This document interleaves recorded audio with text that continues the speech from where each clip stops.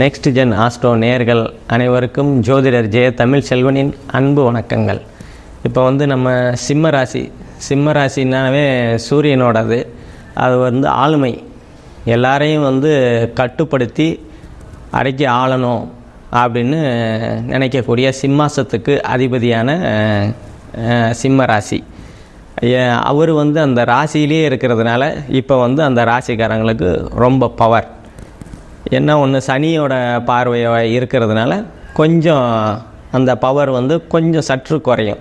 இன்னொன்று, புதனும் ராசியிலே இருக்கிறதுனால கொஞ்சம் யோசித்து செயல்படக்கூடிய நல்ல காலகட்டங்கள் தான். இதனால் அந்தஸ்து, கௌரவம், மதிப்பு, மரியாதை எல்லாமே நல்லா உயரக்கூடிய அற்புதமான காலகட்டங்கள் தான் உங்களுக்கு இது.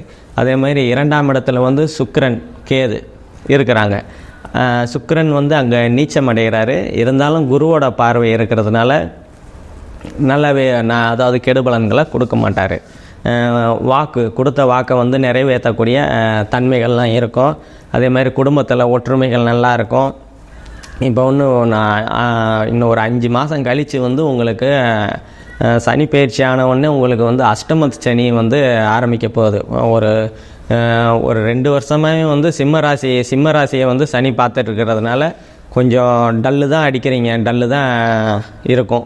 ஏன்னா 7ஆம் இடத்துல சனி இருக்கிறாரு. அதனால் கணவன் மனைவிக்கிடையே கொஞ்சம் சிறு சிறு பிரச்சனைகள், நண்பர்களுக்கும் உங்களுக்கும் சரியாக வராமல் இருக்கிற தன்மைகள். அதே மாதிரி கூட்டு தொழில் பண்ணுறவங்களுக்கெல்லாம் இந்த காலகட்டங்கள் கொஞ்சம் நல்லா இல்லாத ஒரு 2 வருஷமாகவே கொஞ்சம் பிரச்சனையாகவே இருக்கீங்க. இன்னும் கொஞ்சம் அஷ்டமத்து சனி இன்னும் ஒரு 5-6 மாதங்களுக்கு அப்புறம் சிம்ம ராசிக்கு அஷ்டமத்து சனி நடக்கும். இன்னும் கொஞ்சம் ஜாக்கிரதையாக இருக்கணும். அதே மாதிரி 3ஆம் இடம் இயல்பாக இருக்கிறதுனால ஒன்றும் பிரச்சனை இல்லை. அதாவது பிரச்சனை இல்லைன்னா உங்கள் தைரியமாக செயல்படுவீங்க. இளைய சகோதரனால் அனுகூலங்கள், ஆதாயங்கள் அதெல்லாம் கிடைக்கக்கூடிய காலகட்டங்கள் தான். உங்களோட 4ஆம் பாவத்தை குரு பகவான் பார்க்கறதுனால, அதே மாதிரி சனி பகவான் பார்க்குறாரு.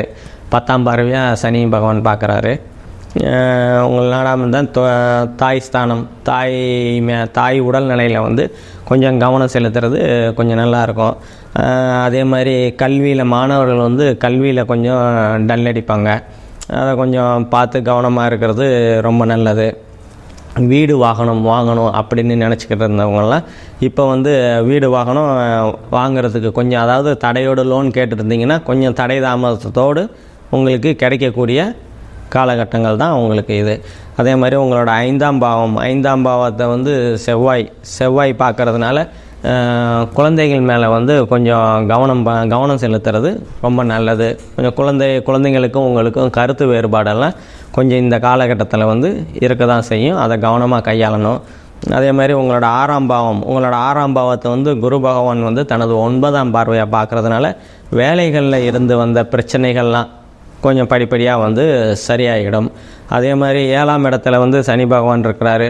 அதான் ஏற்கனவே சொன்ன மாதிரி கணவன் மனைவிக்கிடையே பிரச்சனைகள், நண்பர்கள், கூட்டு தொழில் பண்ணுறவங்கெல்லாம் கொஞ்சம் இழுபறியாக தான் இருக்கும். அதே மாதிரி உங்களோட 8ஆம் இடத்துல ராகு பகவான் இருக்கிறாரு. ராகு பகவான் இருக்கிறதுனால குருவோட வீட்டில் இருக்கிறதுனால நல்லது தான் செய்வார். சனி செவ்வாய் பார்வையை வாங்கலை. அதனால் திடீர் பண வரவு, அதிர்ஷ்டம் அதெல்லாம் நல்லாவே இருக்கும். அதாவது திருமண தடைகள் கொஞ்சம் விலகக்கூடிய, அதாவது ராகு அந்தளவு கெடுபலனை கொடுக்க மாட்டார் குருவோட வீட்டில் இருக்கிறதுனால. அதனால் திருமண தடைகள்லாம் எதுவும் இருக்காது. உங்களோட 9ஆம் இடத்துக்கு சனியோட 3ஆம் பார்வை இருக்கிறதுனால தந்தை மேலே கவனமாக கொஞ்சம் உடல்நிலையில் கவனம் செலுத்துறது கொஞ்சம் நல்லது.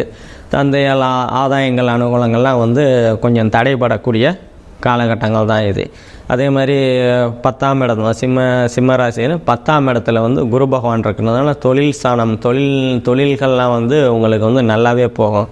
ஒன்றும் பிரச்சனை இல்லை. தொழில்கள்லாம் ஒரு முன்னேற்றம், அதாவது தொழிலில் மேற்கொண்டு ஏதாவது முதலீடு போட்டு பண்ணணுன்னா பண்ணலாம். ஏன்னா அஷ்டமத்து சனி வேறு ஆரம்பிக்க போது அதெல்லாம் கொஞ்சம் யோசனை பண்ணி தொழிலில் அப்படியே நார்மலாக சீராக இருக்கிறது இப்போ நல்லாயிருக்கும்.